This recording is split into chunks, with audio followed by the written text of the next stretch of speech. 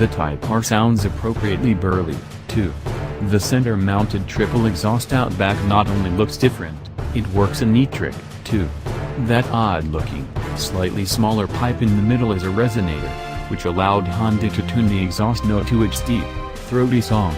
Higher in the rev range, though, the resonator provides negative pressure, which actually reduces the exhaust noise. While that might sadden those of us who crave the banshee scream of ripping the car to the top of each gear, the NVH improvement makes it a little less exhausting to live with and relax, real-world driving. For a front-drive car, it's really stable. We don't notice any torque steer thanks in great part to the front suspension setup, which separates the steering axis from the stroke axis, moving the former as close as possible to the center line of the front wheels. I didn't encounter any understeer in the corners, either. It helps that the car provides a lot of feedback about lateral grip levels, and with the wide, 20-inch wheels, there are oodles. A limited slip differential helps sort out wheel spin in turns as well, rounding out the Type R's impressively calm cornering capabilities. In +R mode, the steering effort is dialed way up, as is its directness. It feels very pointy and precise, and, with the help of a well-tuned chassis, it goes where you want it on the course. Even for a far less than perfect track driver like your author, it was really easy to place the Type R right where I visualized it going.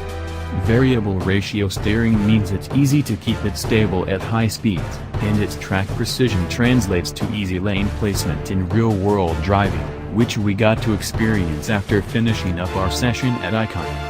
The Type R has a total of 3 drive modes that manage steering, suspension, throttle response, the color scheme on the instrument cluster, and even the sharpness of the rev matching. The car defaults to Sport mode, but offers a Comfort mode for more relaxed driving, as well as the +R mode we experienced on the track. Compared to the average hatchback, the adaptive suspension in Comfort mode is still pretty darn sporty. It's communicative, which it's always going to be on those big, 20-inch shoes, but not as flat in the corners as in the more aggressive modes.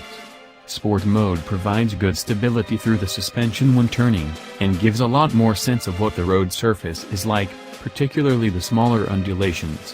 In +R, you feel more of the tinier road imperfections, but we didn't find it to be uncomfortable, at least not on the fairly smooth forest roads we drove.